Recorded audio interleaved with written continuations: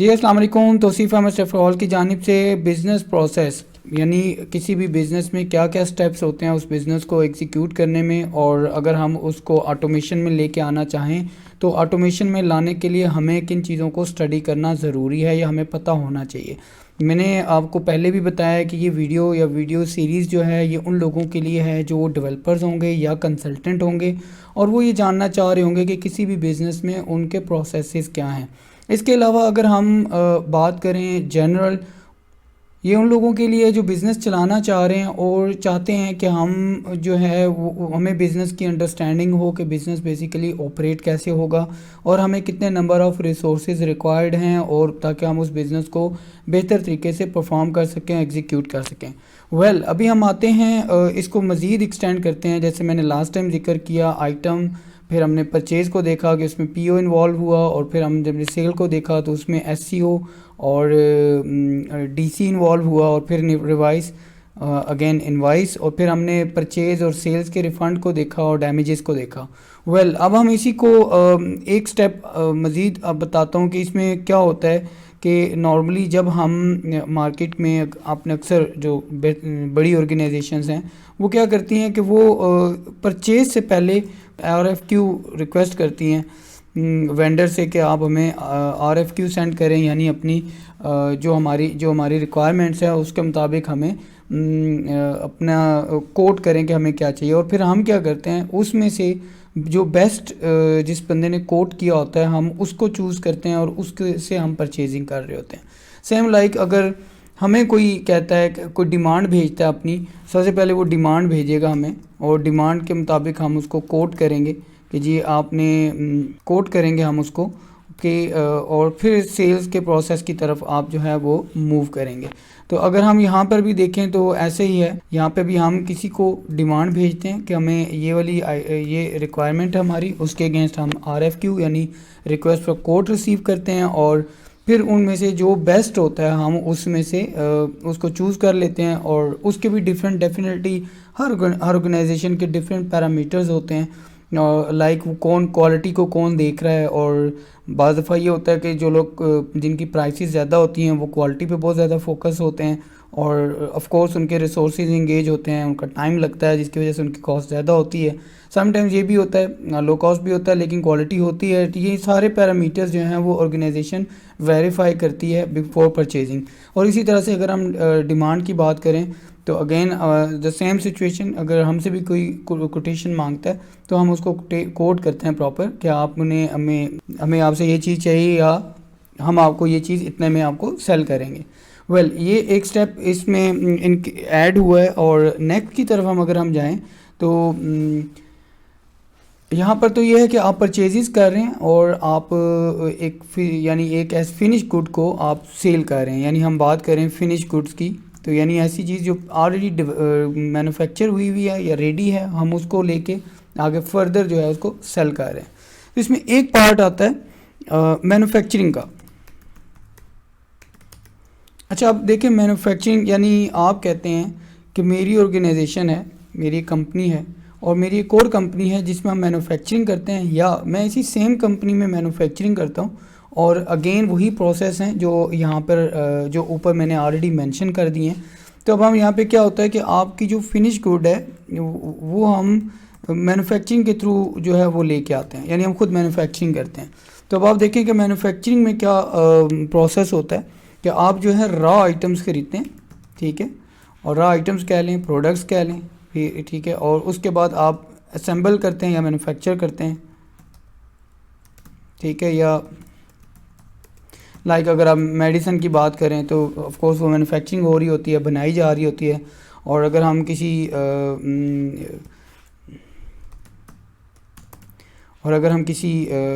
Paint की बात करें तो वो अब क्या है कि आपका एक लिक्विड फॉर्म होता है जो डिफरेंट रॉ आइटम से एक लिक्विड फॉर्म तैयार होती है और उस लिक्विड फॉर्म से आप फर्दर मैन्युफैक्चरिंग कर रहे होते हैं। हम इसको भी मज़ीद डिस्कस करेंगे कि जो मैन्युफैक्चरिंग है उसकी क्या टाइप्स हैं और उसमें क्या क्या इन्वॉल्व होता है और किस तरह की मैन्युफैक्चरिंग हो रही है।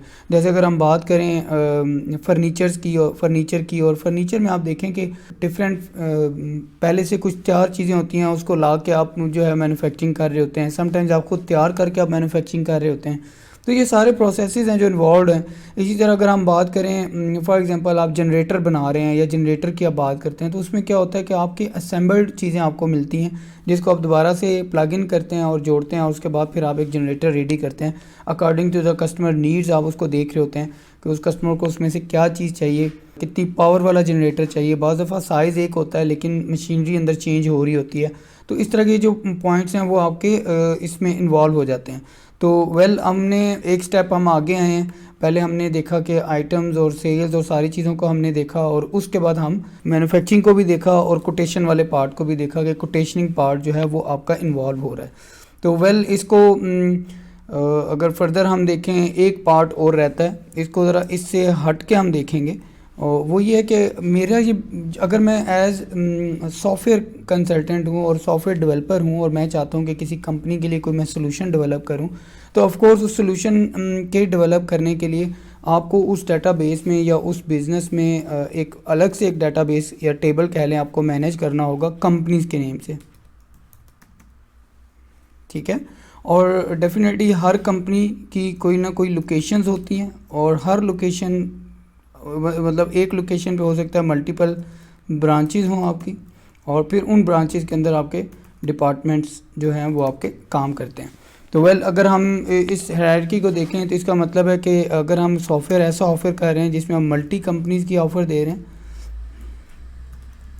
तो इसका मतलब है कि वहाँ जहाँ पे हमें ज़रूरत है मल्टी कंपनी को, और मल्टी कंपनी हम ऑफ़र कर रहे हैं, तो इसी तरह अगर हम multi locations, of course her company की अपनी मल्टीपल लोकेशंस भी हो सकती हैं, और हर लोकेशन के ऊपर आपकी मल्टीपल ब्रांचेस हो सकती हैं, और हर ब्रांच के अंदर मल्टीपल या डिफरेंट डिपार्टमेंट्स होंगे। ऑफ कोर्स जैसे अकाउंट्स का डिपार्टमेंट है, और या हो सकता है अकाउंट्स आपका मेन कहीं पे मेंटेन हो रहा हो, लेकिन हर इदारे के प्रीमिसेस के ऊपर भी अपना एक अकाउंट का सेक्शन होता है। तो इसी तरह से ये एक पार्ट है जिसको हम स्टडी करेंगे, साथ साथ देखेंगे जब हम डेटाबेस क्रिएट कर रहे होंगे, जब हम टेबल्स बना रहे होंगे, और इसको हम वहाँ पर जब हम देख रहे होंगे कि कैसे इसको जो है हम मैनेज कर रहे हैं। अभी मैं आता हूँ अपने इस बिज़नेस प्रोसेस के नेक्स्ट स्टेप की तरफ। मैंने आपको लास्ट टाइम में एक एक्सेल शीट बताई थी जिसमें हम लोग मैनेज कर रहे हैं अपने कि डेटाबेस को हम देख रहे हैं। अगर हम यहाँ पर देखें, मैंने लास्ट टाइम जिक्र किया था कि आइटम को हम इस तरह से लेके चल रहे हैं, और इसी तरह से अगर हम बात करें कस्टमर्स की, तो कस्टमर्स को हम इस तरह से लेके चल रहे हैं, वेंडर्स को हम इस तरह से लेके चल रहे हैं। मैंने आपको कहा था वेंडर के लिए जो है ना हम 0 यूज़ करेंगे, और कस्टमर के लिए हम 1 यूज़ करेंगे। इट्स मीन्स 1 मीन्स कस्टमर और 0 मीन्स वेंडर, ठीक हो गया। अगर फिर हम आते हैं थोड़ा सा इसको मज़ीद एलेबोरेट करते हैं, मज़ीद इसको करते हैं, तो आपने देखा होगा कि जब कोई इनवाइस बनी होती है तो इनवाइस का कुछ लेआउट इस तरह से होता है कि हम यहाँ पर टॉप पे कह रहे होते हैं, कंपनी की इन्फॉर्मेशन आ रही होती है, और एक साइड पे आपके डेट लिखी हुई होती है, और फिर यहाँ पर अगर टॉप पे देखें या कहीं पे देखें तो आपको इनवाइस नंबर लिखा आ रहा होता है कि जी हमारी इनवाइस नंबर ये है। उसके बाद फिर आपकी ना यहाँ पे सीरियल नंबर होती है, डिस्क्रिप्शन होती है, और फिर उसके बाद आइटम कोड होता है, या आइटम कोड पहले कह लें या आइटम कोड यहाँ कर लें, और फिर आगे हम कह देते हैं उसका टाइटल, आइटम का टाइटल, ठीक है, और डिस्क्रिप्शन, और फिर उसके बाद वही अमाउंट, फिर क्वांटिटी, और फिर रेट एंड कि आपकी सॉरी क्वांटिटी, और उसके बाद रेट, और फिर आप अमाउंट, ठीक है जी। अब क्या हो रहा है कि मिसाल के तौर पे हम कहते हैं कि जी हमारी एक आइटम है 1, सीरियल नंबर चल रही है उसकी 1, और I-001 कर रहे हैं, और हम इस आइटम का नेम हमने रखा था ओपरा 5। अब उसी को ले आते हैं यहाँ पे ओपरा 5। अच्छा, और डिस्क्रिप्शन में भी हम लिख देते हैं ओपरा 5, कुछ भी लिख दें, डिमांड लिख दें या वट एवर, कोई भी वर्ड इस्तेमाल कर दें, बाय अहमद लिख दें, चलें ऐसे कर लेते हैं। और इसके बाद मुझे किसी ने कहा कि जी मुझे ये 30 पीस चाहिए और मुझे आप इसका रेट दें, मैं इसको 290 रुपीज़ दे देता हूँ, और फिर मैं कहता हूँ इसको जो है आप मल्टीप्लाई कर दें इसके साथ, और अब आपके पास ये आ गया। अच्छा, अब यहाँ पर हम फर्दर डिस्कस करते जाएंगे कि किस तरह चीज़ें जो हैं आपके उस सिस्टम में या उस बिज़नेस में ऐड होती जाती हैं। अब आप ये देखें कि इसका मतलब है कि ये आपके 2 टेबल बनेंगे। एक टेबल में आपका ये पार्ट सेव होगा, और इसके नीचे जो भी टोटल आ रहा होगा वो सेव होगा, और दूसरे टेबल में आपका कि इसके क्या आइटम्स जो हैं वो आपकी चल रही हैं। तो लिहाजा हम यहाँ पर दो टेबल बनाएंगे, एक टेबल का नाम होगा इनवाइस और दूसरे का नाम होगा इनवाइस आइटम्स। अब हमने यहाँ पे ये वाली जो यहाँ पे भी डाल रही हैं सेम यही आइटम्स आपकी इनवाइस आइटम्स पर भी आ जाएंगी। यहाँ पर हम आएंगे तो ये सेम इसी तरह आएगा और इसमें यहाँ पे इसका अपना एक आईडी नंबर होगा और उसको हम यहाँ कर देते हैं। फिर यहाँ पे हम वो सीक्वेंस नंबर कह लें या सीरियल नंबर कह रहे हैं, ठीक है। और फिर उसके बाद वही आइटम कोड और आइटम कोड के बाद आइटम का टाइटल, ठीक है। और इसके बाद आइटम की डिटेल और फिर इसके बाद आपकी आ जाती है क्वांटिटी और अमाउंट और फिर रेट, ठीक है। रेट एंड अमाउंट, ठीक हो गया जी। अब इसी तरह जितनी आइटम्स यहाँ पर डलती जाएंगी वो उसकी सेम वही चीज़ आपकी यहाँ पर भी आती जाएगी, ठीक है। तो टेक्निकली क्या होगा कि ये वाला पार्ट यहाँ सेव होगा और इससे अगला वाला पार्ट जो है वो यहाँ पर सेव होगा। एक चीज़ हम मिस कर रहे हैं यहाँ पे, वो हम ऐड कर लेते हैं। यहाँ पे हम डालेंगे इनवाइस आईडी, ठीक है। अब मिसाल के तौर पे अगर हमने यहाँ पे सीक्वेंस रखा हुआ है 1 2 3 वाला, तो हम यहाँ पे 1 कर देंगे। अगर हम जनरेट कर रहे हैं यूँ इनवाइस 001, तो फिर आपकी यूँ इनवाइस बनती हुई है जी आ जाएगी। वाउचर होगा तो हम उसको यूँ देखेंगे, लेकिन हम यहाँ पे इनवाइस बना रहे हैं, ठीक है। और अगर हम परचेज़ इनवाइस बना रहे हैं तो उससे पहले हम पी इनवाइस लिख देंगे ताकि हमें पता हो कि हम परचेज़ इनवाइस को देख रहे हैं।